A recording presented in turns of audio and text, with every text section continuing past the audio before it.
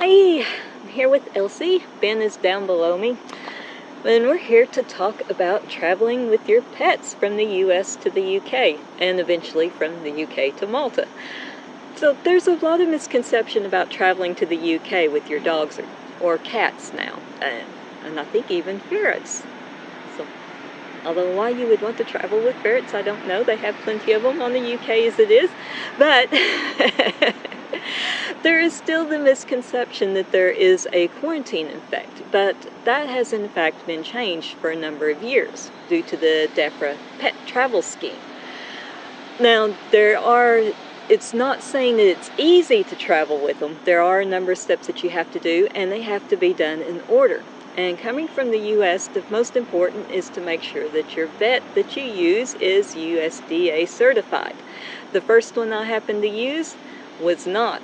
And she caught it just in time that, yes, I was needing to travel with them overseas, and says, hey, you're going to have to go to a different vet for this. You know, I hate turning down business, but I am not qualified to do this because I'm not registered with the USDA, which seemed kind of odd to me that any vet was not. But the first step that you have to do after making sure, you know, that all their things are in order is to get the pets microchipped. In the States, we have a tendency to use a 9 or 10-digit microchip, which is not ISO compliant. And the ISO compliant chips are 15 digits. Now, if you, like Ben, was already chipped with one that was a 9-digit one, and I had to get them re-chipped. It's either that or you travel with your own reader and make sure that it actually works, or that, you know, the batteries are up on that and everything. But personally, I think it's much easier just to get them re-chipped. The next step on this, back to the microchip. It has to be done by an authorized person. Again, that USDA thing. So, which it can be a vet's assistant, or somebody that just happens to be, you know, have a certain qualification in order to do that. So I guess that's something different for the UK than the US, so on that, but I'd have to look it up. The next step is they must be vaccinated against rabies, and they have to be from other EU countries or listed countries, which the US is considered a listed country. It must be done minimum 21 days beforehand. Non-listed countries, they have to have an additional blood test 30 days afterward. But because we're just dealing with the US to the UK, it's minimum 21 days. And it must be done after the microchip is implanted. If you get them reversed, they're going to have the rabies vaccination all over again, which Ben had to have a second set because of that as well. The next step would be you have to get a third country official vet certification, or if you're in the EU, you get a pet passport like this. So that's one of theirs. Also with the US, because they don't get the official pet passports, you have to go to the USDA office and get this sort of paperwork filled out.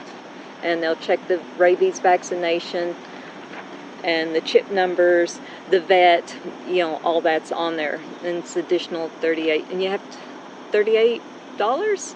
I'm getting my dollars, pounds, and euros mixed up a lot. But you have to get that done within a certain time frame before traveling. But also along with that, after the rabies vaccination, you have to get the tapeworm treatment. Now, the tapeworm treatment has to be done no less than 24 hours before you leave, or no more than 5 days. Very important. They also had a tick and flea treatment that you had to do at the same time, but that has now been changed. You no longer are required to do that, which seems a bit odd to me.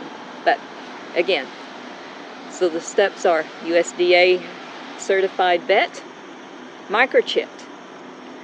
The paperwork, the official vet certification, rabies vaccination, no more than 21 days prior, and no less than 21 days prior, rather. And then the tapeworm treatment, which is no less than 24 hours, but no more than 5 days before your travel. A good source of information is pettravel.com. You can get a lot of the additional paperwork. They have up-to-date rules, regulations, and stuff on that. And that's a non-sponsored thing. That's just something I found very helpful along with my vet. You know, being very up-to-date on what to do with that, because she dealt with a lot of the service members out of the Little Rock Air Force Base with sending their dogs and cats over with them. The next step on will be arriving. They have to come in via an approved pet transport. We used United Airlines Pet Safe, found them quite good. I flew out of the Houston terminal, pretty much walked in with the dogs and their crates and everything on all that, the paperwork, handed it to them, and they took care of everything else for me. And my customs fees and everything was included in the form and amount that Simon had paid for, which is something you're going to have to watch out for when you arrive at the City of London, at London Heathrow, with the Pet Travel Scheme. Now this is completed paperwork on that, saying that did that, but they were trying it on with saying that there were additional customs fees due when it had been paid already, and they were doing this with people with non-British accents. So just something to be aware of, and be aware of, if you have paid that, don't pay it again.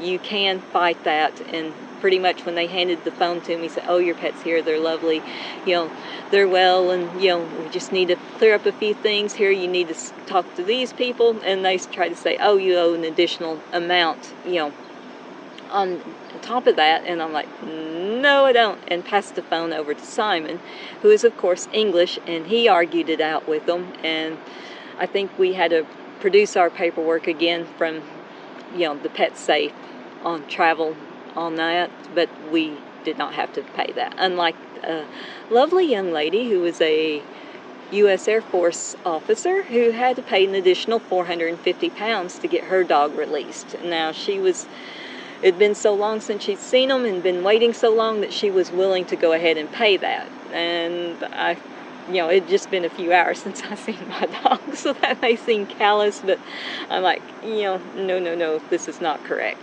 You know, we need to, you know, not do that. I did want to show one thing there.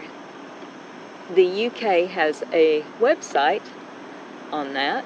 Hopefully this will focus in on that, and it gives the overview of all the different steps and everything that you need to go through, and it's quite helpful as well if you happen to have a vet unlike mine who was very well versed on what we needed to do. If you get a vet that's not so sure, get that to them. The link will be in the video description as well as that with the pettravel.com. Now once I got over here with the dogs, when we were preparing to come over to Malta, again I showed you the pet passport thing, Simon's going to take pictures of all that and everything. The EU pet passport, which will be interesting to see what happens after Brexit goes through, how that will be handled. But the EU pet passport allows for free movement of your dog, your pet, your dog and cat, perhaps ferrets to the other countries as well. But it essentially has the vet, the rabies vaccination, the description of your pet, the microchip number, all that you had to do on the big stack of paperwork coming from the US is now all in this one little handy pet passport. The UK and Malta have very similar laws, regulations, because they are both island nations and are totally free from rabies. So they're very picky about the rabies vaccinations, again, 21 days prior, or, you know, if the boosters, annual boosters have to, you know, be shown that have been given on time. The tapeworm treatment is very important. Now, if you fly in, you don't necessarily have to get the tapeworm treatment coming into Malta. If you drive in like we did, then you must get it done because they are going through other EU countries before arriving. So that's on that. And to be on the safe side, I would actually go ahead and get it flying in as well because it's not that expensive. I think for Ben and Elsie both, it's based on their weight, it was under six pounds for both of them. So, you know, just something else to go ahead and cross out, peace of mind. Also, prior to arriving in Malta, you need to go onto their government website. Of course, we'll provide the link to that as well if I can find it, because I've not found it yet. But also go onto their website and pre-register the dogs before arriving, at least 24 hours. If you don't happen to go onto their website and pre-register and you drive in, come in off the ferry, you will get pretty much told off and grumbled at and saying, Google it. It's on Google. Check it out. So yes, again, like them, you got your pet passport, certified vet, filling everything out, rabies vaccination, or rather microchip, rabies vaccination, all that, which you have to, that all has to be done in order for the pet passport anyway. Tapeworm treatment and pre-registration for arriving in Malta. And that's it. So hopefully that's answered some questions and some misconceptions. And my dogs are definitely, well, they're very well-traveled mutts. Yes, and of course all this will have to be repeated when going back to the UK with, you know, getting the certification beforehand, the making sure that the rabies is up to date, the getting the tapeworm treatment, again, no less than 24 hours, no more than 5 days prior than arriving. So, yeah, hope this helps. If you got any other questions, be sure and leave us a comment, email us, something like that. Yeah.